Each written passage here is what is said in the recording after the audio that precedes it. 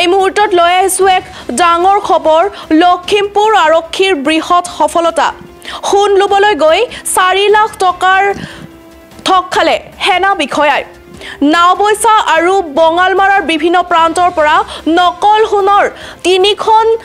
নাও আৰু নকল সোণৰ 8খন বিস্কুট উদ্ধাৰ কৰে ধৃত বাবুল হুছেইন আৰু সফিকুল ইছলাম বুলি এই লোক দুজনক ইতিমধ্যে জানিব পৰা গৈছে আৰু আমি সবিশেষ তথ্য জনাইছো এনিভাৰ 24ৰ দৰ্শকসকলক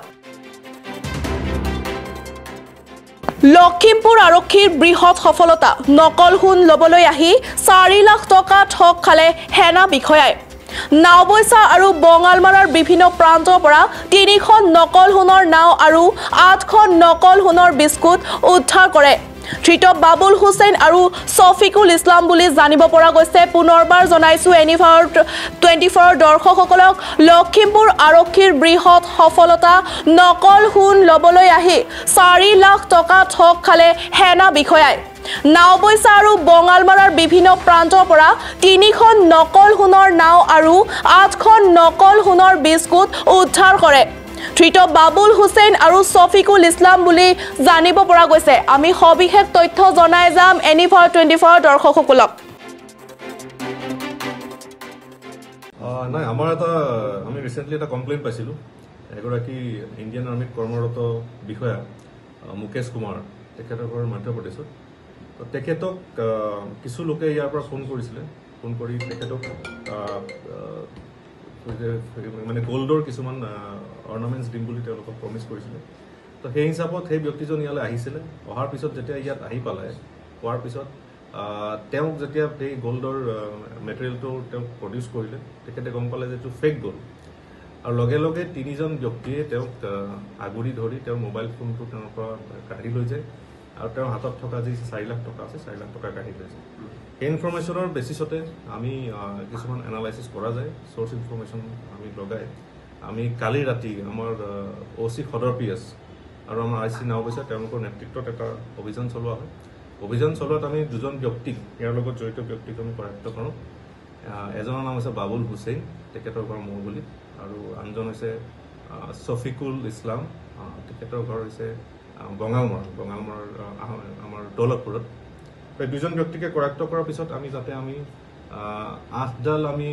গোল্ড বাৰ পাইছোঁ fake gold bar suspected to be fake gold আৰু 3খন আমি গোল্ড বোট আমি কালি ৰিকভাৰ কৰিবলৈ সক্ষম হৈছোঁ তো আমাৰ ইয়াত টোটেল ওজন হ'ব প্ৰায় 16.5 কেজি আৰু লগতে আমি 5টা মোবাইল ৰিকভাৰ কৰিছোঁ আৰু লগতে যিটো মোবাইল স্নেচ কৰি তেওঁলোকে লৈ গৈছিল সেই মোবাইলটো ৰিকভাৰ কৰিছে আৰু ইয়াতে ক'বলগীয়া এইটো কথা যে যিজন আমি সফিকুল ইছলাম বুলি ব্যক্তিক কৰায়ত্ব কৰিছোঁ তেখেতৰ ঘৰৰ পৰাই এই যিখিনি ফেক গোল্ড বোট আৰু বাৰ ৰিকভাৰী হৈছে তেখেতে এই বস্তুখিনি বনায় তেওঁ প্ৰিপেয়াৰ কৰে গতিকে তেখেত কমাৰ হয় ভিত্তিত আৰু তেওঁ আগৰ পৰা এই কাম কৰি আহিছে বুলি জনা গৈছে মাটিৰ তলত ৰাখিছিল নেকি হয় তেওঁৰ বাথৰুমৰ কাষত এটা পুতি ৰাখিছিলে গতিকে এইখিনি আমাৰ যেতিয়া খান্দি উলিওৱা হয় তেতিয়া পোৱা গৈছে যিখিনি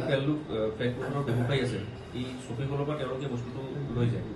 হয় তেখেতৰ পৰা আমি এতিয়া ইণ্টাৰগেশ্যনৰ কথাটো গম পাইছোঁ যে তেখেতৰ পৰা লৈ যায় আৰু তেখেতক কিছু এটা এমাউণ্ট দি পেলাই তেওঁৰ পৰা লৈ যায় আৰু বাকী ফেক গোল্ডৰ ব্যৱসায়ীকেইটাই তেনেদৰে বিজনেছটো চলায়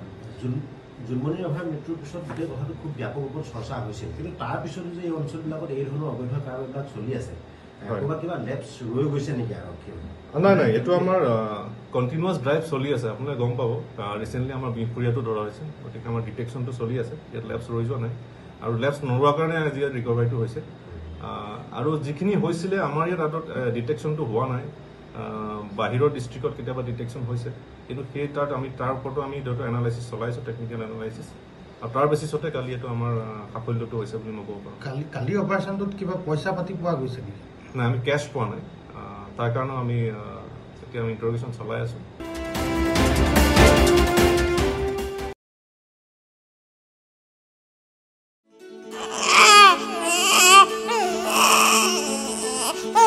অভিনন্দন আপোনাৰ এজনী ছোৱালী জন্ম হৈছে